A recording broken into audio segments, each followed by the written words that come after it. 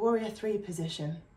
You might want to use your blocks here, or you might feel like lifting your arms up ahead of you, keeping your gaze to your ground. And again, notice length in your spine rather than a sinking down. And imagine that your back leg is being pulled towards the wall behind you. Bend your left knee as much as you need to support you here. Inhale, bring your right foot next to your left foot. Might want to stay here. This is a small balance. Or bring your right leg out in front of you into a standing half mountain.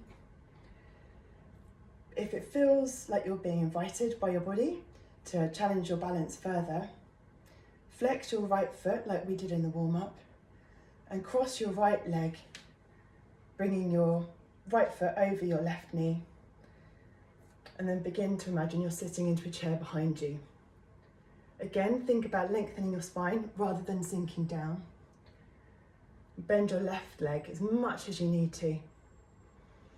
Find a focal point or a drisdi just ahead of you, and this will help you in your balance. And any type of balance, your brain is creating new neural pathways. So it's really good for mind-body coordination. And it can also really help with falls prevention if you've got just a natural kind of balance in your practice.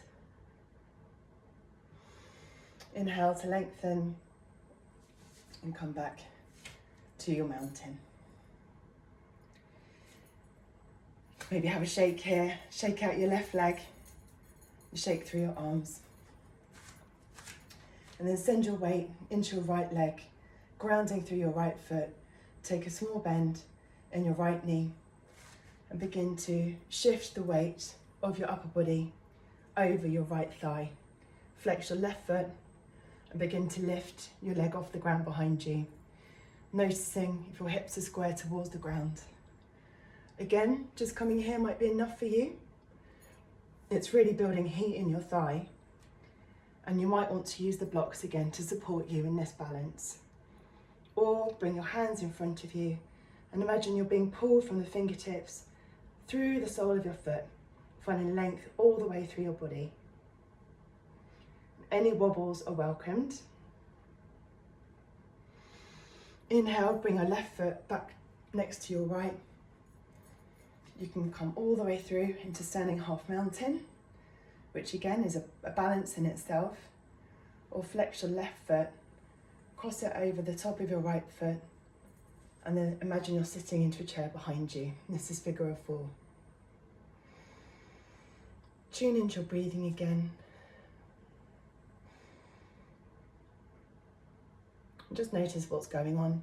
Again, notice if there's a difference between the left and the right hand side of your body, and notice without judgment. Inhale back to standing. So you might want to use blocks again for this. We're going to come down to the ground in a Malasana squat, and we're going to do a small twist there as well, so it might be quite nice to have the block underneath your sitting bones. So bring your feet slightly wider than hip width apart and turn your toes out slightly to externally rotate your hips, and just imagine that you're just going to sit down into the ground, finding the block if you want to take a few breaths here. And this might be enough for you. It's almost a rest pose, but it's also activating your legs and your hips. You can take a twist here by pressing your right elbow into the inside of your right knee or in the fleshy part of your thigh, and then extending your left arm behind you, taking your gaze over your shoulder. And this is a lovely twist in your thoracic spine. And twists are a really great neutralizer for your spine. And just noticing your breath, breathe in fully. Coming back to center, press your left elbow to the inside of your left thigh. Extend your right hand behind you and taking your gaze over your right shoulder.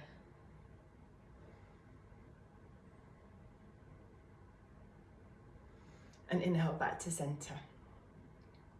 So removing your block, We're going to do one more balance before coming into more of rest and restoration.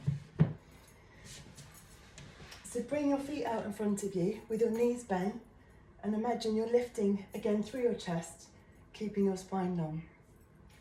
You might want to bring your hands down next to you here as you start to lift one leg off the ground and then the other. Notice the position of your shoulders away from your ears, and imagine you're flattening your abs around your spine so that you're using your abdominal muscles and not your lower back. And just alternating which legs you're lifting off the ground. Again, you can keep doing this. This is juicy enough. Or you might want to bring both feet off the ground at once and take hold of your thighs. Again, imagine length through your spine. It might be in your practice to bring your arms out in front of you with your palms facing, and it might be in your practice to straighten your legs, but just feel into your body and what's right for you. And then when you're ready, come down, back onto the mat. So we're back where we started. Draw your knees to your chest, interlace your fingers behind the back, but the top of your shins. And just release by drawing some circles with your knees on the ceiling.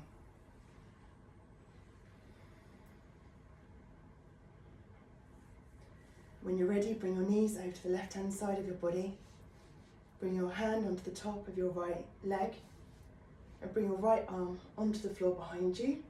Bent in a cactus position if it's comfortable for you, or stretched out next to you, and take your gaze over your right hand side. Again, this is just a lovely twist in your side body, really neutralizing for the spine and a releasing after some of those challenging balances. Inhale back through center and take your legs over to the other side of your body. Bring your left arm out in cactus or stretched out next to you. And take your gaze over your left hand side.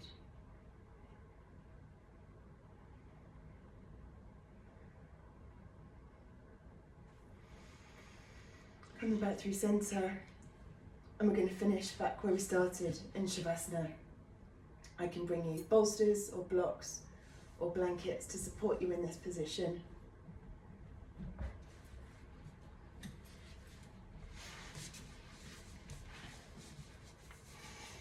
So thank you for sharing this practice with me.